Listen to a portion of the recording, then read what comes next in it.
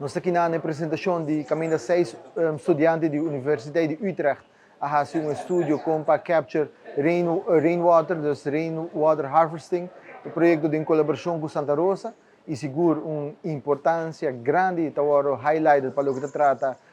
gara capturar a água de llovida e armazenar essa aqui para que nós podemos dar um outro uso, um outro propósito e seguro a visão do governo para impulsar o setor primário e a água tem um rol muito grande mesmo e maneira nos por a também a água nos pode dar diferente uso e assim que não anda zorpe água que tem um propósito positivo de nossa comunidade e essa aqui está estudo não que está dando nos